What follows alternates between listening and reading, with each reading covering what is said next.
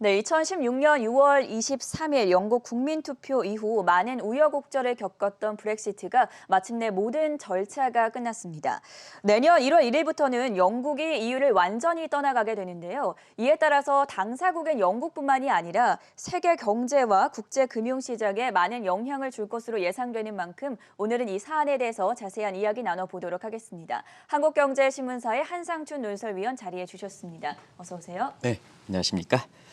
네, 위원님 먼저 지난 주말 뉴욕을 비롯한 국제 금융시장 흐름부터 살펴보도록 하겠습니다. 크리스마스 연휴 때문에 거래량은 다소 한손했는데 증시 흐름 어떻게 보셨습니까? 네, 아무래도 이제 지금 그 세계 경제 입장에서는 가장 큰 현안이 브렉시트 협상이죠. 아마 브렉시트 같은 경우는 항상 말씀드립니다는 역사적으로 보면은 그 110년의 역사를 갖고 있기 때문에 물론 1957년 로마 조약을 친다면 한 60년의 역사 이것도 마찬가지고요. 가장 큰 시간과 비용을 들였던 현안이기 때문에 이 협상이 타결되느냐 하는 여부가 아마 단순히 그 증시에 미치는 영향 이상으로 뭐 경제학체에게 브렉시트와 관련돼서는 아주 크게 자리 잡기 때문에 네. 이 소식이 가장 큰 뉴스였었죠. 정작 우리 캐스터분께서도 말씀해 주셨습니다는 미리 이렇게 예상됐기 때문에 선반영됐다. 선반영됐다 하더라도 반쪽짜리 장세에서 한 다우존스 지수가 한 70포인트 올라갔으니까 여러 가지 고평가 속에 많이 올라갔다 이렇게 보게 됐습니다.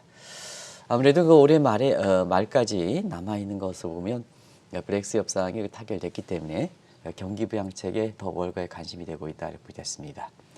시간이 가면 갈수록 그 트럼프에 대한 입장이 많이 약화되죠. 그렇죠. 두 가지 측면인 것 같습니다. 일단 트럼프가 거부권을 행사한다 하더라도 지원금 규모가 600억 달러에서 2천 달러니까 지원 규모가 커지지 않겠느냐 하는 시각. 그리고 거부권을 행사한다 하더라도 이미 이전에 말씀드렸다시피 하원에서 3분의 2에 이렇게 찬성을 얻었기 때문에 사실 시간이 문제지 타결된다는 이런 시각 때문에 주가에 있어서는 이렇게 플러스 요인을 작용한 것이 아닌가 생각합니다. 아무튼 간에 이런 불리한 입장을 감안해 보면 트럼프가 마지막에 정치적인 어떤 트럼프 대통령의 연임 정도 이렇게 끝나면 이 문제는 좀 이렇게 좋은 쪽으로 이렇게 타결되지 않겠냐 하는 시각이 월가의 시각이다 하는 걸 말씀드리고요. 지금 남아있는 기간 동안에 가장 우려되는 것은 코로나 변이 문제죠. 코로나 변이 문제에 대해서는 세 가지 시각이 있는 것 같습니다. 일단은 예측 기관과 이렇게 경제학자들은 내년도의 경기에 대해서 상당히 좀 어렵게 보는 것 같습니다. 소위 W자형 구조다 이렇게 했는데요. 근데 증시에 참여하시는 이렇게 증시와 관련된 있는 건 오늘 S&P 지수도 이렇게 4천이 넘을 것이다 하는 낙관적 전망이 있습니다는 대체로 증시에 참여하는 사람은 코로나 변이에 대해서 그렇게 썩 우겨하지 않는 것 같습니다. 네. 이게 대지적 입장이다 이렇게 볼 때 있습니다. 그리고 최고 통수권자들은 어떠냐? 최고 통수권자들은 본인의 운명이라든가 위상이라든가 이런 거 잡을 때 코로나 백신을 얼마큼 빨리 확보하느냐 요 중요한 것 같습니다. 그래서 최고 통수권자들은 코로나 백신 확보에 아주 제3차 대전이다 이렇게 불릴 만큼 확보 경쟁이 나서는데요.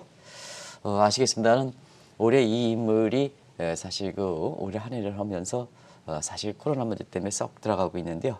매년 트럼프 대통령 정부가 출범한 이후에 아주 소극 중에서 중국과 관련해서 많이 이렇게 얘기했던 사람이 필리핀의 두테르테입니다. 네. 두테르테 같은 경우에는 백신에 대해서 2천만 명분을 조지 않을 때는 미국과의 군사협정을 포기할 것이다 하는 이런 정도의 아주 치열한 경쟁으로 된다 이렇게 보시됐습니다. 그래서 지금 코로나 변이 문제에 대해서는 세 가지 시각으로 나눠져 있는 점.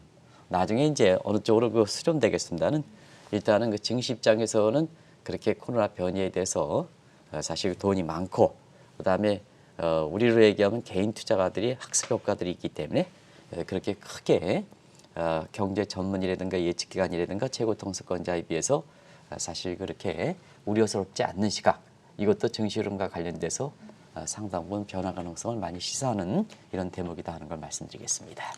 네, 현지 시간 24일 마침내 브렉시트 협상이 타결됐습니다. 일각에서는 영국이 크리스마스 선물을 받았다. 이렇게 외신들도 평가하기도 했는데 그동안 정말 우여곡절이 많았습니다. 지금까지 브렉시트 상황 어떻게 진행 과정이 펼쳐져 왔습니까? 네, 크리스마스 선물을 받기에는 너무 희생이 컸습니다. 네. 왜냐하면 시청자 여러분도 아시겠습니다는 브렉스가 원래 그 캐머린이 자기 정책 입지를 강화하기 위해서 브렉시트 협상을 붙인 거거든요. 당연히 안 될 거로 봤는데 네. 통과했다는 얘기입니다. 그렇죠. 이게 캐머린의 사임이 됐던 측면이죠. 이 배경을 잘 보실 필요가 있다는 걸 말씀드리겠는데요. 일단은 2016년 6월 23일 날 브렉시트가 국민투표에 전교로 통과됐습니다. 그래서 결국은 정책 야망에 의해서 사실 개인의 입장에서 브렉시트 협상을 비췄던 캐머린이 사임하게 되는 그렇죠. 사실 이게 정책 야망이 강한 사람이었었는데요. 아마 그래서 뭐든지 국민에 이렇게 서면 국민을 위해서 마지막으로 해야지 개인의 입장으로 보면 저런 캐머린 같은 이런 쪽에 이렇게 사실 그 운명을 걷는다 하는 측면에서 우리나라도 많은 시사점을 던져주는 것이 아닌가 생각합니다. 최근에 검찰총장 문제라든가 이런 측면에서 사실 그 추장관 모습이라든가 이런 측면에서 아마 시사점을 많이 던져준다 이렇게 보시면 되겠습니다. 어찌됐든 캐머린이 이렇게 들어와서 사임했죠. 그다음에 테레사 메이가 들어오셨죠. 네. 아마 전 앵커는 테레사 메이라 그럼요. 어떻게 생각하십니까? 뭐가 생각나십니까? 개인적으로는 네네. 패션 센스가 엄청 뛰어났던 인물로 회자된 게 네. 기억이 남고 오랜만에 듣는 인물이네요. 그렇죠. 네. 아마 이분은 테레사 메이는 지금 전 앵커도 역시 이렇게 여성이시라 이렇게 그런 점을 많이 얘기하는 것 같습니다. 저도 똑같은 시각을 제시하겠습니다. 저는 이분을 얘기할 때는 항상 이렇게 수상이 되기 전까지 이렇게 의회에서 많이 그 활동하시고 그랬기 때문에 이 인물이 이렇게 굉장히 많은 국제 정치사에 화제가 되고 있는데요. 네. 중요한 결정을 할 때는 빨간 구두를 신는 아, 그렇죠. 이렇게 해서 유명했죠. 그래서 항상 우리들이 이제 국제 문제를 협의할 때는 중요한 문제 그런 간섭을 많이 중요하거든요. 그래서 빨간 구두가 나올 때는 오늘 이렇게 입고 오실 때는 신고 오실 때는 굉장히 중요한 결정을 하겠다 하는 이런 쪽으로 시청자분한테 많이 얘기하거든요. 그분입니다. 그래서 그때 당시에 빨간 구두를 신고 오시면서 브렉시트 협상에 대해서 정식으로 통보했죠. 그게 이제 브렉시트 절차의 시작이다. 이제 지난 크리스마스 끝났던 절차에 끝난 마지막 종결 모습을 댔는데요. 그때 시작이다 이렇게 됐습니다. 근데 사실 그 테레사 메이가 영국의 대처라 불릴 만큼 강하게 이렇게 나올 거로 이렇게 봤는데요. 네. 역시 의회 내에서 갈림이 컸기 때문에 결국은 조기에 이렇게 그 사임을 하셔서 2019년 7월 브렉시트 강경파인 보리스 존슨이 들어왔죠. 그래서 보리스 존슨도 뭐 다들 아시겠지만은 코로나 문제에 대해서는 이렇게 전염이 되셔가지고 굉장히 좀 곤혹을 치렀던 거로 이렇게 알고 있으시죠. 근데 사실은 그 시청자분이 헷갈리게 되는 것은 왜 이 영국이 EU를 올해 1월 말에 완전히 이렇게 탈퇴했다 그러는데 왜 지금 와서 탈퇴했냐 하면 아시겠습니다는 EU의 그 통합 역사가 110년을 갖고 있고 영국이 뒤늦게 그 가입해서 1973년에 가입한 상태를 보면 47년의 역사를 갖고 있기 때문에 사실 그 제도적으로는 이렇게 올해 1월 말에 탈퇴하더라도 후속 협상을 갖고 후속 협상에 조율하는 기간이 상당히 길었습니다. 그래서 이것이 전환 기간이라고 그랬거든요. 그래서 전환 기간에 민간 사람에 대한 의견 절차를 조율하면서 크리스마스 전에 끝났다 이렇게 됐습니다. 결국 이제 내년 1월 1일부터 공식적으로 영국이 EU를 좀 완전히 탈퇴하는데요. 네. 어떻게 됐습니까? 지금 전 앵커의 그 표현을 보면 영국에게 크리스마스 선물을 줬다 하는데요. 저는 거기에 대해서 동의하지는 않습니다. 크리스마스의 그 선물을 영국에 줄 것이냐 아니면 EU에 줬느냐 하는 측면에서는 나중에 시간을 갖고 가면서 110년 역사 또 영국 입장에서 47년 역사를 했기 때문에 아무리 그 제도상 협상으로 관련된 사람이 부작용을 생각해서 이렇게 타결안이 됐다 하더라도 실제 이것이 실행에 하는 데는 네. 일단은 뭐 영국 국민들 같은 경우는 여행이라든가 이런 데 완전히 자유로운데요. 이제 비자를 발급하고 뭐고 하면 경우에 따라서는 나중에 말씀드리겠습니다. 브렉시트 협상을 다시 처리하자. 국민투표 붙이자. 네. 이런 쪽의 얘기도 나올 수 있는 서기 때문에 사실 누구의 선물일까 하는 측면에서는 단순히 외신에서는 영국의 선물이다.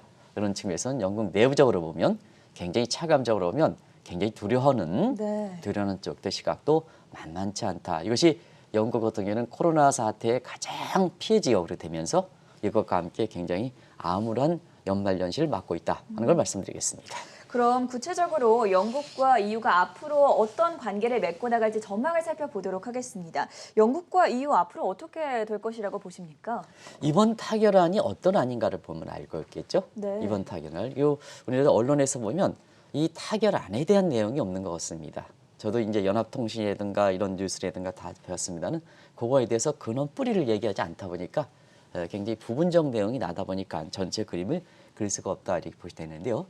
일단 시청자 여러분도 왜 뭐든지 남녀 간에 헤어지도 빨리 헤어지는데요. 왜 이렇게 영국과 EU 간의 국민투표에 의해서 브렉시트 협상이 2016년 6월 23일이니까 자 6월 23일이니까 2020년 12월 24일에 합의됐으니까 네. 결과적으로 보면 딱 4년 반이 걸렸다. 그렇죠.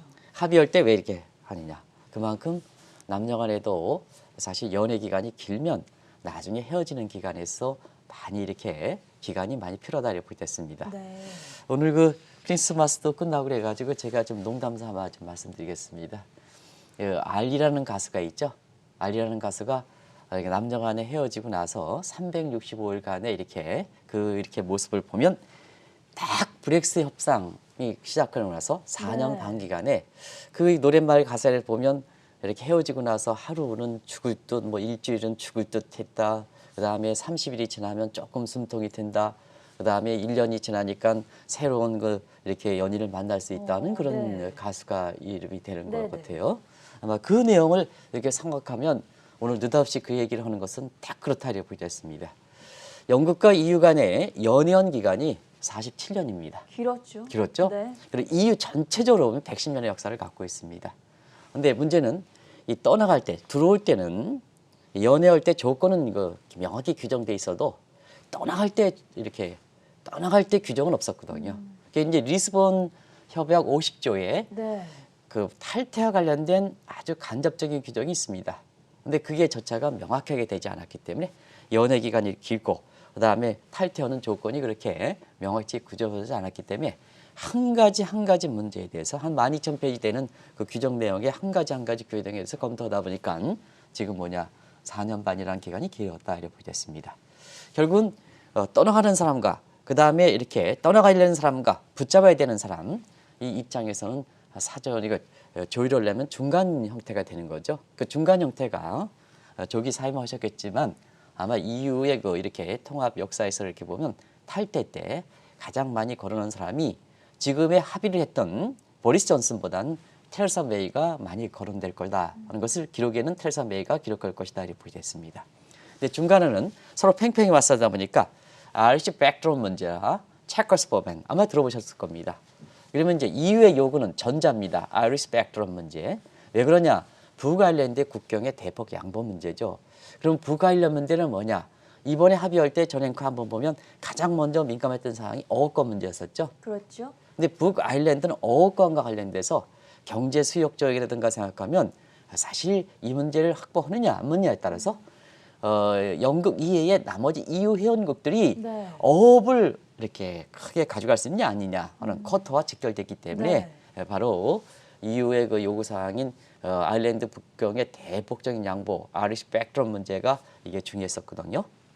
근데 이에 반해서 영국은 사실 EU에 비해서 강점을 갖고 있는 여러 가지 중에서 아마 금융 문제라든가 그다음에 어업권 문제가 강점이죠. 대영 제국이니까 사실 영국의 그 이렇게 통틀을 보면 경제 수역 지역을 생각한다면 사실 이렇게 영국이 어업권 문제 확보하는 문제는 굉장히 중요한 문제였었죠. 그런 중에 사실 이 문제에 대해서 이렇게 갔으니까 양보가 어렵죠. 네. 그러다 보니까 양보가 어렵니까 양보를 내주려면 받아들이는 게 있어야 되죠. 그럼 영국 입장에서 EU를 할 때 EU가 간세 동맹이니까 간세 동맹의 잔류가 필요하다 이게입니다. 그래서 서로가 이렇게 그 신랑이 벌이는 과정에서 지금까지 4년 반을 기간을 댔다 이렇게 됐습니다. 결국 협상이 오랫동안 될수록 결국 중간 형태가 되는 거죠. 뭐든지 협상은 그렇습니다. 완전히 이렇게 협상 기간이 길면 길수록 중간 형태가 되는 겁니다. 그래서 그것이 하드 브렉시트가 아니라 소프트 브렉시트의 형태를 취했다 이렇게 됐습니다. 그래서 올해 1월 말에는 집행일을 완전히 떠났죠. 그래서 영국이 EU를 탈퇴했다 하는 얘기는 올해 1월 말서부터 그 맞는 정확한 표현입니다. 네. 그래서 영국의 EU 탈퇴는 내년 1월 1일부터 시작되는 게 아니고 영국의 EU 탈퇴는 법적으로는 올해 1월 말에 탈퇴해서 이미 탈퇴한 겁니다. 근데 내년 1월에는 관세 동맹을 탈퇴하느냐, 그 관세 동맹과 관련돼서 여러 가지 민간 사항을 조절하는 과정에서 어떤 형태가 되느냐 하는 문제가 사실 중간 형태 소프트 브렉시트 문제를 취했다 이렇게 보이겠습니다. 여기서 가장 궁금한 점이 영국과 EU가 이렇게 협상 타결을 함에 따라서 노딜 브렉시트가 완전히 해소된 것인가 이 부분일 텐데요. 어떻게 보십니까? 네, 중간 형태니까 사실 그 노딜 브렉시트 문제는 일단 제도적으로는 완전히 타결됐으니까 우려가 됐다. 네. 근데 나중에 다시 불거질 수 있다. 이런 쪽으로 해석이 돼야 되겠죠. 그러면 4년 반 동안의 어업권과 그다음에 관세 동맹 이것이 어떻게 타결되느냐 하면 EU 측에서는 대폭적으로 양보를 구해냈었죠. 영국 입장에서는 3년 이내 어업권을 줄이겠다는 측면에서 EU는 18년 동안을 주장했었죠. 이게 절차상으로 보면 5년 중간 기간에 25% 정도 이렇게 했다 이렇게 보겠습니다. 그럼 요거 볼 때 시청자 여러분들께서는 영국 입장이 어업권을 보호하는 측면에서 굉장히 강화된 규정이 됐었는데요. 그러면 영국 입장에서는 사실 EU의 안을 이렇게 내줬다면 뭐를 가지고 얘기했을까 하는 측면에서는 영국과 EU 간의 FTA 협상을 맺었습니다. 영국과 EU 간의 FTA 협상을 맺었으니까 어업권 양보 대신에 자 영국 입장에서는 무역이라든가 이런 측면에서는 사실 뭐냐 완전히 경제가 되지 않는 구조였었죠. 네. 이런 게 바로 그렇다고 보겠습니다. 서로 바하트 형식으로 있게 되다 보니까 그래서 일단 제도상으로 보면 노딜 브렉시트 문제가 해소됐다고 보겠습니다. 그러면 이제 소프트 브렉시트 문제 지금 영국에 크리스마스 선물을 줬다 하는 표현에 대해서 말씀드릴게요. 그럼 이제 영국은 EU로부터 가져갈 공동 기준에 이렇게 일단 벗어난 거죠. 네. FTA 협상은 쌍무적 문제죠. 뭐 문제는 관세 동맹에 EU의 관세 레벨 플레이잉 필드 차원에서 사실 영국과 EU 간에 서로가 쌍무적인 FTA가 맺었다 하더라도 나머지 EU가 갖고 있는 관세 동맹의 그 무역이라든가 통상의 그 어떤 수위는 똑같이 가져갈 겁니다. 그러다 보니까 영국 입장에서는 사실 EU에 포함되어 있는 형태가 되는 거죠. 네. 근데 영국 입장에서는 주권을 좀 회복하는 측면이 있죠. 영국을 주권하다 보니까 자 EU의 간섭을 받지 않고 미국이라든가 한국은 이미 FTA 협상을 맺었습니다는 얘가 독자적으로 갈 수 있다는 얘기입니다. 그런 측면에서 이렇게 선물이다 이렇게 하는데요. 사실 그렇습니다. 제도적으로 보면 노딜 브렉시트가 이렇게 우려가 해소가 돼서 지난 1년 동안 이렇게 해서 증시에 부담이 됐던 특히 유럽 증시에 부담이 되고 유로화에 이게 부담이 됐던 노딜 브렉시트 문제는 해소됐지만 네. 사실 어떤 쪽의 향후의 실행 과정에서 어떤 쪽의 문제가 발생할까 하는 측면에서는 자 일단 어업권 문제가 타결됐다 하더라도 실제로 딱 들어가서 EU의 잔류의 그 회원국들이 어업하는 과정에서 어업 그 건에 있어서는 상당히 어업량이 축소가 될 수밖에 없거든요. 그렇죠. 이 문제에 있어서는 계속해서 갈등을 빚을 소지가 있다. 네. 다음 페이지가 보겠습니다. 다음 페이지 이렇게 보면 그래서 가장 민감한 사항인 어업권에 관련해서 영국과 EU가 갈등이 되지만 항상 그랬어요. 어업협정이라는 것은 이 경제 수혜 지역이 사실은 바다 위에 이렇게 되어 있기 때문에 예를 들어서 우리 같은 경우에도 200km 딱 이렇게 되어 있기 때문에 네. 그건 바다의 주권 문제가 확보되는 문제거든요. 그쵸. 근데 사실은 그 문제에서 우리가 해안 경비대가 있지만 언제 어느 순간에 중국의 불법 이렇게 허문이 들어온다는 얘기입니다. 북한도 들어온다는 얘기입니다. 이런 측면에서 수시로 이렇게 경제 수요적인 어업권을 침해하는 과정에서 영국과 EU 간의 제도상의 합의 여부와 관계없이 굉장히 갈등을 빚을 소지 이게 굉장히 크다는 걸 말씀드리겠습니다. 그리고 두 번째는 영국이 EU 탈퇴했습니다. 영국이 EU 탈퇴했으면 제2의 브렉시트 문제가 되지 않는다 해도 영국 입장에서는 뭐냐? 영국은 아일랜드와 그다음에 스코틀랜드와 런던이 되는데 이번에 코로나19로 인해서 스코틀랜드의 그 영국에 차지하는 영국에 지원해주는 경제 규모가 더 커졌습니다. 네. 런던 지역은 근로자들이 있기 때문에 굉장히 코로나가 아주 전파 지역이 되고요. 그렇죠. 스코틀랜드라든가 아일랜드 같은 경우에는 청정 지역에 해당되는 거거든요.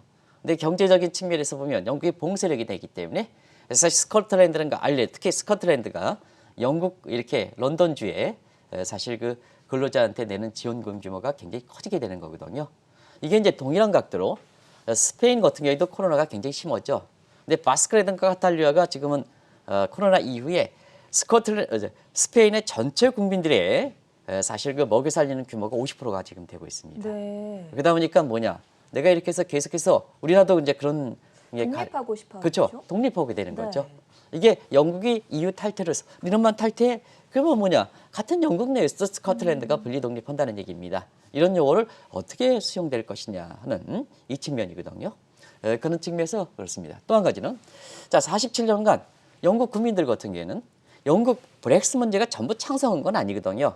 제 기억으로는 51대 49 정도로 해서 반대도 만만치 않았었거든요. 근데 이제 47년간 보면 존 앵커가 있잖아요.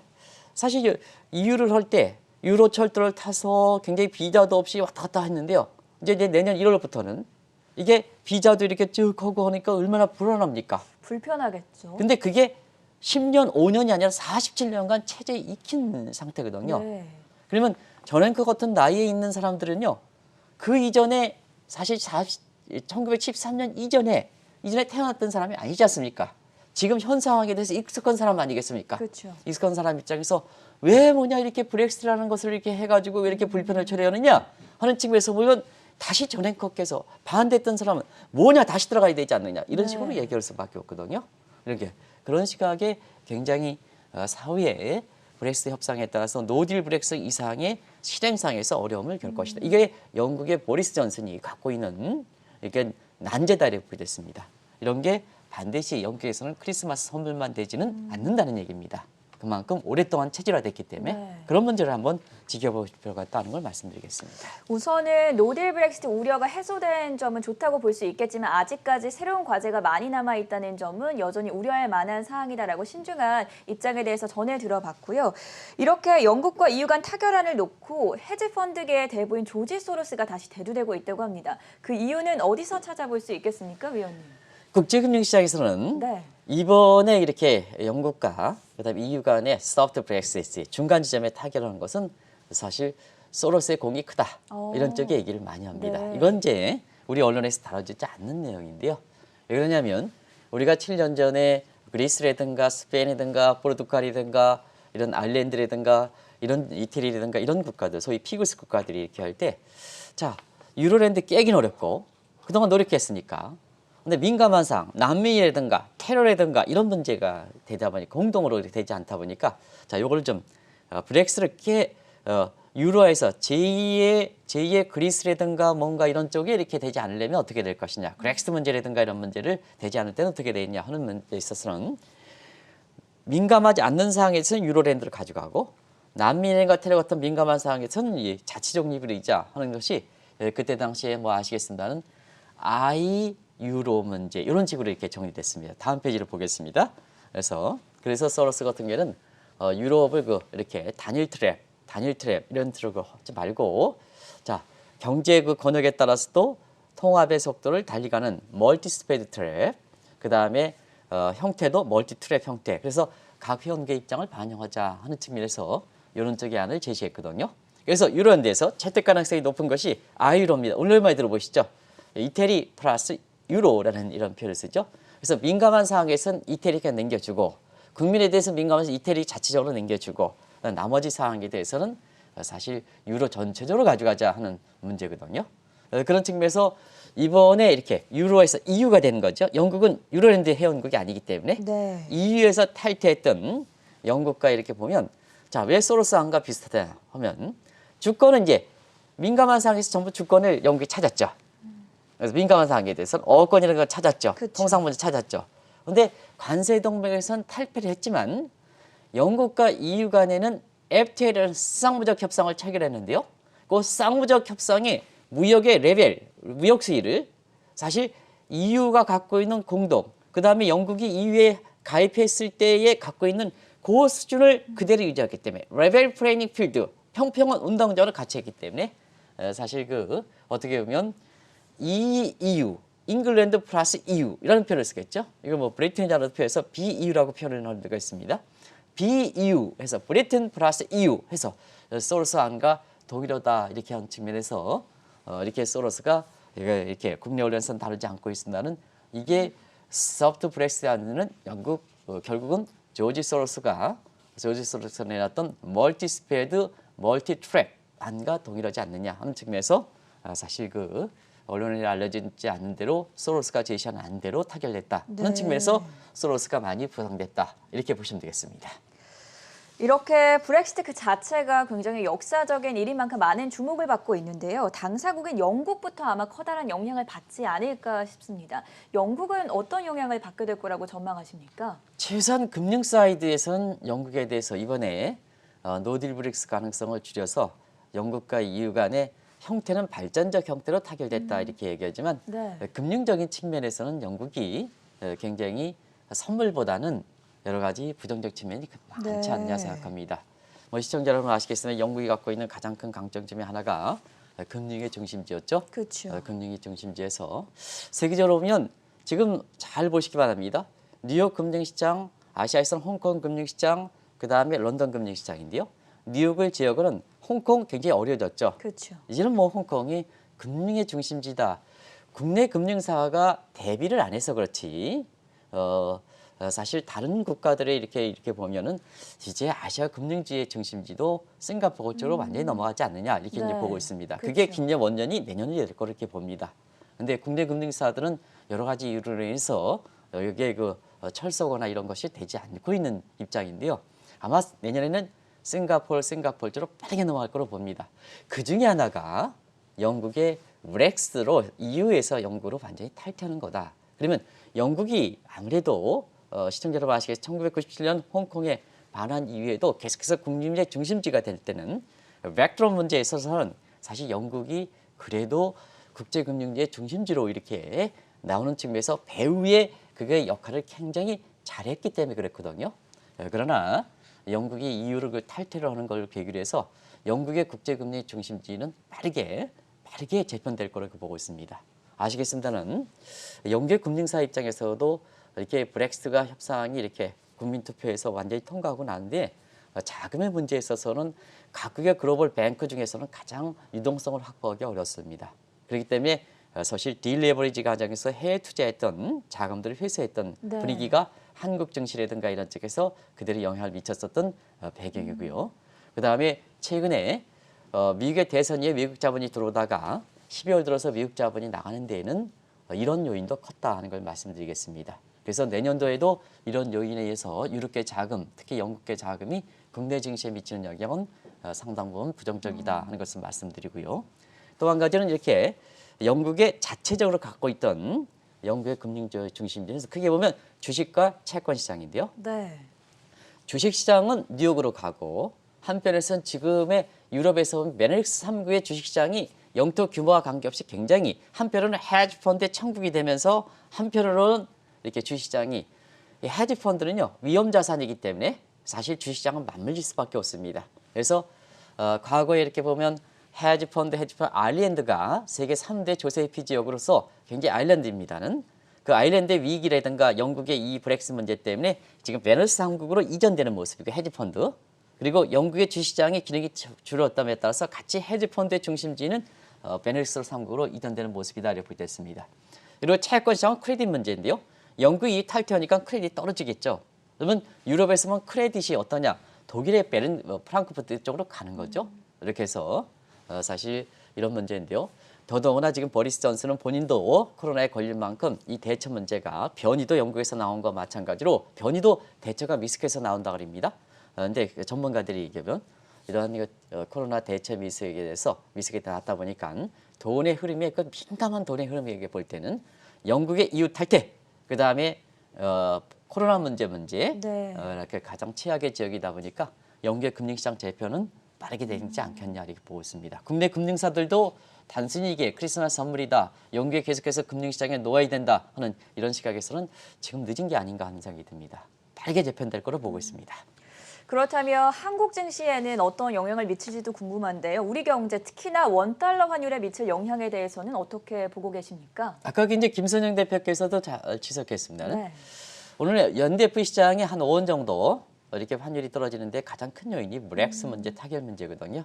그러면 지금 원달러 환율이 1,103원입니다는 지금 5원 정도 NDF 시장에 거래되는 5원 정도 떨어진다고 이렇게 본다면 1,100원 밑으로 떨어질 거로 다시 보고 있습니다. 그 가장 배경에 있어서는 브렉시트 협상이 타결되다 보니까 지금 1,103원이죠. 오늘 NDF 시장이 5원 정도 떨어진다면 1,100원 다시 무너지겠죠. 그런 측면에서 1,100원 될 때 달러를 사라 했던 체리피킹 이런 측면이 다시 좀 어려움이 되지 않겠냐 생각합니다. 근데 이제 노딜 브렉스 문제 때문에 환율이 올라갔던 측면이 있었죠. 근데 이제 이게 타결되다 보니까 유로화 부분이 강세가 되겠죠. 불안감이 되니까. 근데 유로화든가 파운드가 강세가 되다 보니까 달러 인덱스에서 유로화이 차지하는 비중이 58%, 정확하게 57점 이렇게 3%인가 이렇게 될 겁니다. 근데 58%, 57.6%가 이렇게 되겠죠. 그다음에 파운드가 12% 정도 됩니다. 이것도 11.8%인가 이렇게 될 겁니다. 그래서 이렇게 보면 70%입니다. 70% 네. 이렇게 반올림하면 뭐 그게 그 수준이니까 0.5%포인트 차이는 안 날 겁니다. 반올림 하더라도 여기가 강세다 보니까 달러 인덱스가 지난 주말에 브렉시트 문제와 함께 달러 인덱스가 떨어지게 되는 거죠. 이렇게 되는 거죠. 아까 이제 우리 정 PD께서 달러 인덱스를 지난 그 토요일에 우리 시간을 끝났던 문제에 대해서 달러 인덱스를 보여줬습니다. 떨어지게 된 배경이다 이렇게 보여졌습니다. 여기 이제 원달러 환율이 하락된다면 사실 계절적으로 캘린더 이어를 앞두고 이렇게 외국인 자금 이탈세 모습 이렇게 부분이 둔화되면서 국내 증시에서는 좋은 쪽으로 이렇게 차지 않겠느냐. 그것이 지난 그 크리스마스 이렇게 크리스마스 전날 우리 코스피에서 2,800까지 끌어올렸던 큰 요인 중에 하나다 이렇게 그렇죠. 됐습니다. 방금 말씀해 주셨지만 협상 타결이 임박했다라는 소식에 크리스마스 전날 우리 증시 2,800선을 상회했습니다. 이제 마지막 남은 건 미국의 추가 경기 부양책이 아닐까 싶은데요. 어떻게 나올 거라고 예상하십니까? 이 코로나의 뉴노멀 현상이 됐죠. 그게 동학개미 힘이 큰 것 같습니다. 네. 전통적인 이렇게 방식대로 경제를 이렇게 해서 해설한다 하더라도 이 동학개미가 그냥 밀어붙이면 아마 그런 그 악재도 극복하고 주가가 올라가는 것이 올해 아마 큰 이렇게 큰 추세가 아닌가 생각합니다. 제가 추세라는 말씀을 드렸습니다. 그러면 이제 마지막 남은 게 브렉스 문제도 이제 타결됐으니까 경기 부양책이 되겠죠. 그렇죠. 경기 부양책이 대체로 보면 올해 말까지는 이렇게 트럼프가 정상적인 사람이라면 타결시켜 놓지 않겠느냐 이렇게 이제 보고 있습니다. 어차피 내년 1월 20일이 바이든 정부가 출범합니다는 내년이 새해지 않습니까? 모든 것이 새해에는 새기운으로 이렇게 본다면 전임자로 최소한의 양심이 있다 이렇게 본다면 사실 내년 1월 1일부터 바이든으로 권력을 교체시켜주는 그런 쪽에서 미 국민들, 세계 국민들한테 새 희망을 던져줘야 되는데요. 마지막 양심은 있지 않겠느냐 이렇게 보고 있습니다. 네. 그래서 월가에서 시기가 문제 타결이다. 안 될 때는 내년 1월 20일에는 결과적으로 보면 이렇게 부양책을 우선적으로 바이든이 가져간다는 측면에서 시기지 타결된다 이렇게 보여졌습니다. 그래서 코스피 같은 경우에는 아까 코스피가 경기 부양책의 마지막 타결되면 3천에 가지 않느냐 하는데요. 사실 거기 뒤쪽에 캐션을 그리고 있습니다. 제가. 그런데 이제 어차피나 이번 주부터 이렇게 브렉시트 타결되고 경기 부양책도 타결이 임박된다면 2,800을 넘은 코스피 문제에 대해서 뭐 떨어지든 올라가든 관계없이 많은 전문가들 사이에 이제는 코스피가 3,000선에 도달했다는 그 가시권 문제를 네. 전제로 해서 많은 그 방송을 하지 않겠냐 하는 생각이 듭니다. 어쨌든 연말을 맞으면서 한국의 이렇게 문재인 그 정부가 코로나 백신 문제에 대해서 사실 확보하지 않는 것을 이렇게 이유로 해서 나중 다른 국가들 다 보고해서 하겠다. 늦게 가져가는 게 반드시 불리한 게 아니다. 하는 입장에서 여기 방송도 무슨 얘기냐 세계 가적으로 보면 코로나 백신의 전쟁을 피우고 있는데 또 입장을 바꿔서 뭐 2월 달에 조기하다. 근데 아직 타결되지 않는데 사실 가장 백신이 또 이렇게 가장 빨리 접종한다. 이게 앞뒤가 안 맞는 이런 인데요. 제발 이제 이게 뭐 국민들 입장에서는 지금 4인 가족 이상으로 못 모이지 않습니까? 5인 가족 이상은 못 모이지 않습니까? 이렇게 민감한 사안인 만큼 정부가 이런 코로나 백신이든 이런 문제 입장을 할 때 제발 좀 이렇게 통합해서 관련돼 있는 사람이 통합해서 좀 입장을 내놓으면 늦게 해도 좋다. 근데 지금 백신은 내년 2월부터 한다. 근데 이 접종도 되지 않은데 백신 접종 속도가 가장 빠르다. 이게 사실 국민의 가장 민감하게 생각하는 입장에서 대통령을 비롯해서 관련된 사람이 보여주는 태도인가 하는 문제는 제가 결론을 맺지 않겠습니다. 시청자를 판단에 맡겠습니다. 네, 지난 4년 반 동안 많은 우여곡절을 겪었던 브렉시트 협상이 현지 시간 24일 타결됐습니다. 노딜 브렉시트 우려가 해소되기는 했지만 어업권과 관련한 예민한 문제들 그리고 쉥겐 조약으로 편리함을 누렸던 걸 잃어버린 영국이 과연 앞으로 새로운 과제를 어떻게 해결해 나갈지 주목해 보도록 하겠고요. 세계 경제와 국제 금융시장에 미치는 영향까지 자세하게 확인해 본 하루였습니다. 지금까지 한국경제신문의 한상춘 논설위원과 함께했습니다. 말씀 대단히 고맙습니다. 네, 고맙습니다.